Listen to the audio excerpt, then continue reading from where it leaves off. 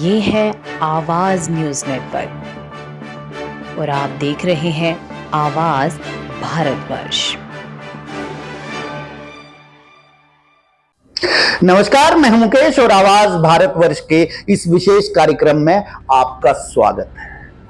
आज बात एक ऐसी बात की जिस बात पर आप बातों बातों में भी यकीन नहीं करेंगे, यानी कि एक झटका भाजपा के लिए। देश की नहीं, विश्व की सबसे बड़ी राजनीतिक पार्टी भारतीय जनता पार्टी की। आप कहेंगे कि जो भारतीय जनता पार्टी केंद्र में सत्तासीन है, जो भारतीय जनता पार्टी हरियाणा में चुनाव के बाद, विधानसभा चुनाव के बाद जीत का एक नया इतिहास लिखती है और उस इतिहास को महाराष्ट्र में जाकर के फिर से दोहराती है, उसको कौन से झटके की बात आप कर रहे हैं? तो यह झटका हरियाणा से निकल के आ रहा है, जो आने वाले समय में भारतीय जनता पार्टी के रणनीतिकारों के लिए एक बड़ी चुनौती बन सकता है।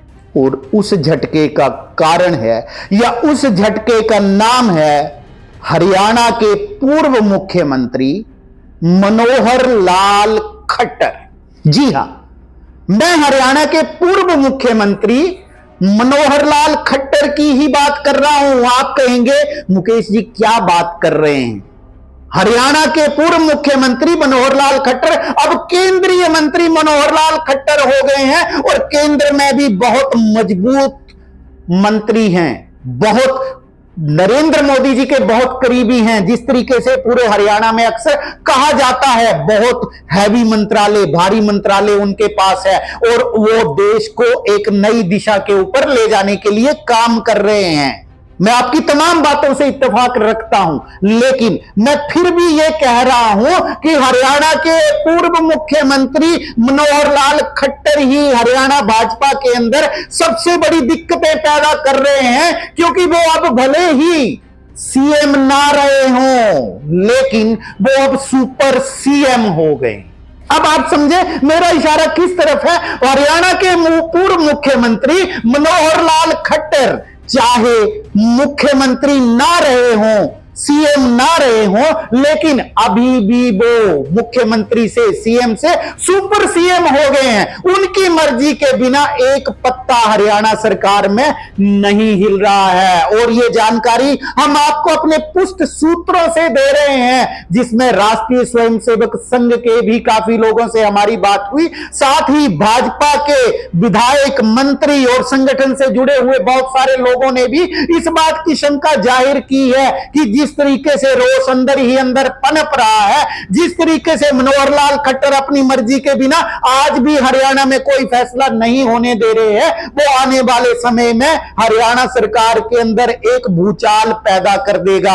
एक संगठन से ही, भाजपा संगठन से जुड़े हुए एक व्यक्ति ने इतना तक कह दिया कि मोहरे की तरह बिठा दिए गए हैं नायब सिंह सैनी, लेकिन सरकार से जुड़ा कोई भी मुद्दा हो, संगठन से जुड़ा कोई भी मुद्दा हो, तमाम निर्णय आज भी मनोहर लाल खट्टर ही ले रहे हैं। लेकिन ये बहुत बड़ी बात है, आप समझ सकते हैं जिस तरीके से उस पदाधिकारी ने हमसे कहा कि चाहे सरकार का कोई मैटर हो, चाहे तबादलों की बात हो, चाहे किसी स्कीम की योजना की बात हो, या संगठन में ही कोई नियुक्ति होगा वही जो मनोहर लाल खट्टर चाहेंगे, यानी वो सीएम नहीं सुपर सीएम होगा।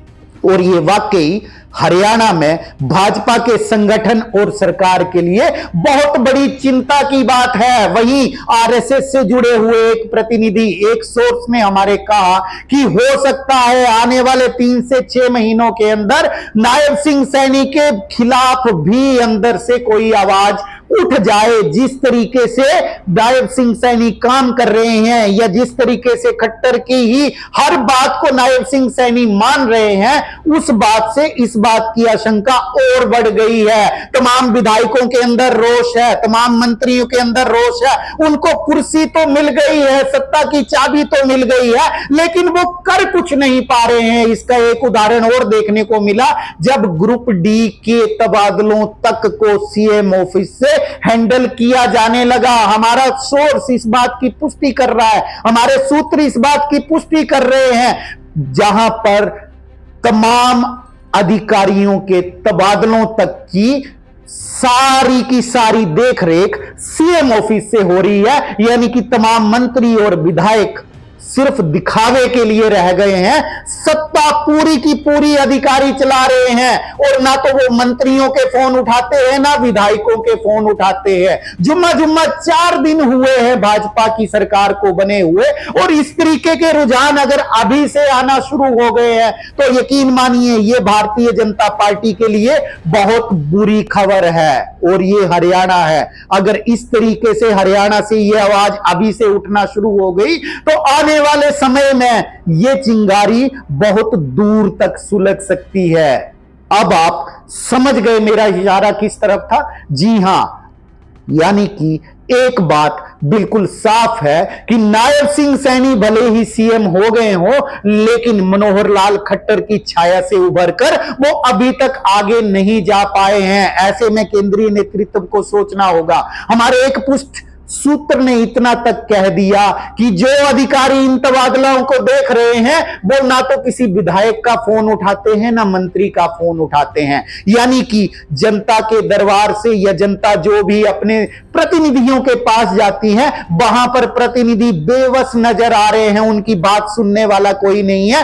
अंत में जाकर के हर चीज के लिए आज भी खट्टर दरबार के आगे ही सबको हाजिरी लगानी पड़ रही है। तो ऐसे में आप समझ सकते हैं कि सरकार कहां से चल रही है, कौन चला रहा है। और भाजपा में किसी की हिम्मत नहीं है जो इसके खिलाफ आवाज ना उठा पाए। अंदर ही अंदर शोर तो चल रहा है, अंदर ही अंदर रोष बहुत बढ़ रहा है, लेकिन ये चिंगारी अभी तक फूट नहीं पा रही है। क्योंकि सत्ता का मोह सबको होता है, लेकिन कहीं ऐसा ना हो ये मोह पाश में बदल जाए और बाद में ये रोष अंदर अंदर एक दिन जब फूटे तो बहुत बड़ा धमाका कर दे। तो ऐसे में बहुत जरूरी हो गया है केंद्रीय नेतृत्व के लिए इन बातों पर गौर करना और मनोहर लाल खट्टर की छवि से पूरे हरियाणा को बाहर निकालना। क्योंकि जब तक मनोहर लाल खट्टर हरियाणा से अपने मोह को नहीं छोड़ेंगे तब तक ना तो हरियाणा आगे बढ़ पाएगा, ना ही मनोहर लाल खट्टर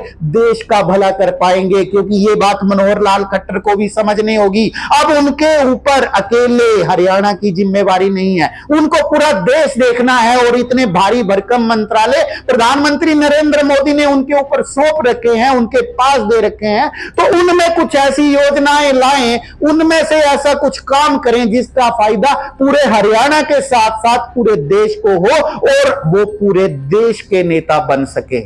बहरहाल इस खबर से आप कितना इत्तेफाक रखते हैं हमें कमेंट बॉक्स में अवश्य बताएं। लेकिन जाते जाते आप सबसे एक विनम्र निवेदन कि अगर आपको हमारे चैनल का कंटेंट पसंद आ रहा है तो कृपया हमारे चैनल को सब्सक्राइब करें, हमारे वीडियो को लाइक करें, शेयर करें और हां, कमेंट करना ना भूलें। बहुत बहुत धन्यवाद, नमस्कार। अगर आप हमें YouTube पर देख रहे हैं तो हमारे चैनल को सब्सक्राइब करें और बेल आइकन को दबाना ना भूलें। अगर आप हमें Facebook पर देख रहे हैं तो कृपया हमें लाइक, शेयर और कमेंट करना ना भूलें।